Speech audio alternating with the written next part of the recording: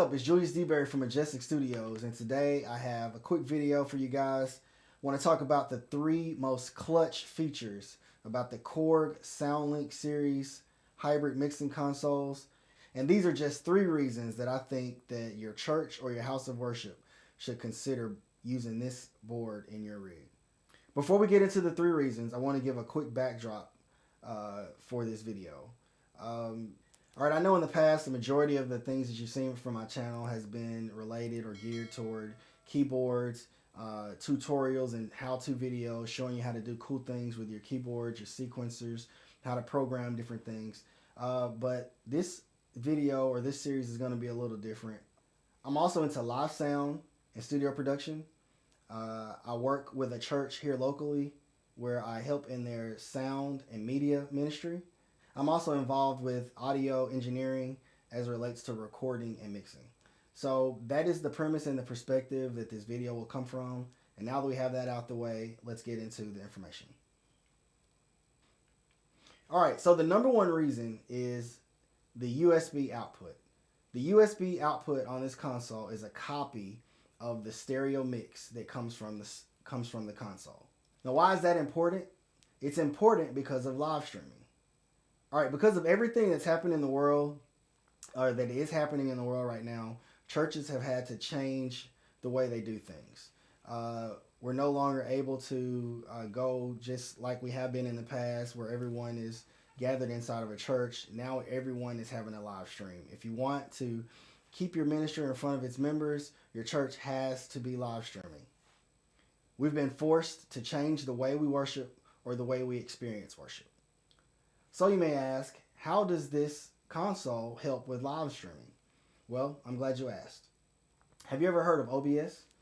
Well, OBS is a free software program that allows you to connect cameras and audio sources to your computer and then send that information to the various platforms for live streaming like YouTube and Facebook. So how does the MW series help with that? Well, all you do is connect that one USB cable, and now your stereo mix from the console is going directly into OBS and able to live stream. Well, it's not just that simple. It's a little more complex, but for the most part, that's how it works. One USB cable, and you can take your live mix straight off the console into OBS, and then everyone can hear your audio. In OBS, the audio part hasn't always been very straightforward to me, and I consider myself a pretty technical person. But when I first started working with OBS and using it for live streaming or setting up live streams, the audio part was a little weird how they had it set up. I had to do a lot of studying on YouTube and looking at videos of how different ways that people were approaching it. There were third-party software programs that I had to download and install in order to send the audio and route the audio into my computer certain kind of ways. But now enters the SoundLink console. So since the SoundLink's USB output is a copy of the main mix, now you get to use those great preamps. Now you get to use those great EQs. Now you get to use those compressors and those effects. And that amazing mix is able to be sent using one cable straight to OBS. OBS picks the output up just like it would any other audio interface, and you get a left and right stereo mix straight to your live stream. Okay, all you need is a standard USB cable, one that looks like this. One side will be shaped like this, and the other side will be shaped like this. Then you go onto the back of your MW console, and you look for the USB port that looks like this. You plug the monitor, and you then plug the USB cable in like this, and the other side goes into your computer. Once you have the SoundLink connected to your computer via USB, you add it to OBS just like you would any other audio device. You click the plus symbol here. You add an audio input capture. You name the device, Korg SoundLink, or whatever you'd like to name it. Push OK. When this menu pops up, you just select it here. Korg Basic Audio. Now any audio that is sent through the SoundLink will come up right here on this channel. Let me show you what that will look like.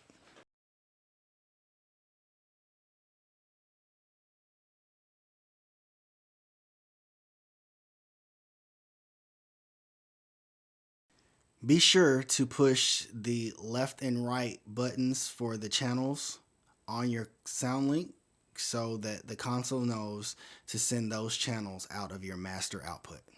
No need for buses, no need for aux sends, just one USB cable and your stereo mix just the way you like it is sent to OBS and to your live stream. That's clutch. That's reason number one, the USB output. All right, reason number two is one knob compression. All right, let's face it, most of our churches are built upon the work of a lot of volunteers. And that is very evident within the sound and the media ministry. Every church is not afforded the opportunity to have a paid sounds person or someone with a lot of professional training running their sound and their media for their church. So if one day you decided that your church needed a compressor, you needed a way to take the low sounds and bring them up, and the high sounds, the loud sounds, and bring them down, compressing your audio. You decided that you need one of those, so you decide, hey, we need to get a compressor. So you buy one of these. You're like, man, that's got a lot of knobs. What am I supposed to do with all of those? Oh, so you decide to get one with less knobs, and you get one that looks like this. Now what? I see attack, I see decay, I see release, I see ratio settings, I see makeup gain. But what do I do with all that? In order to properly use a compressor, those are all things that you're going to have to learn. Unless you have the Korg MW SoundLink series consoles. Korg has given us not one, but 8 one-knob compressors. Every mono channel on this console has its own individual compressor. Turning the knob up or down automatically adjusts parameters in the background, and so you don't have to worry about the settings. You just dial it in to taste. If you need less compression, you just turn the knob down. If you need more compression, you just turn the knob up. Turning the knob up or down automatically adjusts the parameters in the background, so you don't have to worry about it. You just tweak it to taste, and it just works. That's clutch. So reason number 2 is a one knob compressor. It makes it easier on the volunteers. It makes everything work faster. You don't have to know a whole lot about how compressors work. You can just know the gist of them, make it sound good. It just works. All right, reason number 3 is the RTA and the anti-feedback system. Okay, so for those of you that don't know it, this is a hybrid console. That means you get a lot of the benefits of analog and you get benefits of digital. One of the digital benefits is the RTA. What's an RTA? All right, so this is another major help and time saver for churches that use volunteer staff. One of the most frustrating things that happens in live sound is feedback. That's where frequencies get too high and you get this loop that starts going through the microphone, through the speakers, and you get this really annoying screeching sound. And a lot of times if you don't have a lot of experience in sound, one of the first things you want to do is just start turning stuff down. Well, actually, if you have a lot of experience, sometimes that might be the easiest thing to do is to just start turning stuff down. But this won't always fix the problem. The best way to fix the problem is to find the frequencies that are causing the feedback and get rid of them. That's where the RealTime Analyzer comes into play. The Korg SoundLink series has a RealTime Analyzer that shows you on screen digitally what the EQ is doing in your mix. So you can actually see meters moving on the screen from your low end all the way up to the high end. So when feedback starts to surface and starts to show itself, you can just turn it down. When the sound man starts turning stuff down, as a performer, that's pretty frustrating because you want to be able to hear yourself loud and clear and be confident in what you're doing in your performance. But when that feedback starts, that's frustrating for the sound man and also the people who are listening. So feedback is not something that you want. That's why this RealTime Analyzer is so important. The RealTime Analyzer gives you a digital representation on screen of what the EQ is doing in your mix at any given time. So when certain frequencies start to get out of hand, you can just look at the RealTime Analyzer and it shows you the EQs on screen. And then you just go into the EQ and manually adjust those frequencies to get rid of the feedback. So at that point, you don't have to start turning microphones down. You don't have to turn speakers down. You can just look at the screen and say, oh, That's 4K. That's where the problem is. Let me turn that down on the EQ to get rid of the feedback. That makes it easier for your volunteer staff at your church, and it allows the sound engineer as well as the performers to be comfortable and in a great listening environment. Now, as well as the RTA, they've also given us an anti-feedback feature. When feedback starts, you just select the anti-feedback and turn it on, and it automatically gets rid of the bad frequencies. We'll talk about that some more in a later video. So they've given us a real-time analyzer to see the frequencies that are giving us problems, and then we have EQ on the console that we can adjust the specific frequencies and get rid of the feedback. And we also have the anti-feedback. Those are both very clutch features, and they help us out in our houses of worship and our churches very much. All right, for all you guys that stuck around to the end of the video, here's a little bonus tip. This isn't a feature per se in the console that Korg added, but this is something, a little workaround that you can use. In most cases, you're going to want your live mix. That's the mix that's going on in the room. It's going to be different from your live stream mix. There's just certain things that are going to go on in the room that you're going to have to adjust and work at to make sound as good as it can that might not always translate great to your live stream mix. And the same thing for the live stream mix. You may have certain things that you want to bring out and accentuate in the live stream that you aren't able to do just as well in the room. So sometimes you want to keep those mixes separate. Now, if you want to have your live stream mix the same as your house mix, then great. But for the most part, you're going to probably want to keep those separate. But you might be wondering, if I want to keep those separate and the USB is a copy of the main output, how can I separate the live stream mix from my house mix? Well, here's where this tip comes into play. All you got to do, or one thing that you can do, is you can use one of the aux sends for your house audio. The console has four sends on it, and 2 of them come pre-fader and 2 of them come by default post-fader. But there is a button that you can switch and make the last 2 auxes pre-fader too. Pre-fader is where the audio signal that is sent to the aux, it is sent before the fader, before any fader adjustment. So that meant if you make it pre-fader, if you move your fader up or down, that adjustment is not reflected in what's sent to the aux. But if it's post-fader, it's after the fader. So anything you turn up or down on that fader, it's sent to the aux.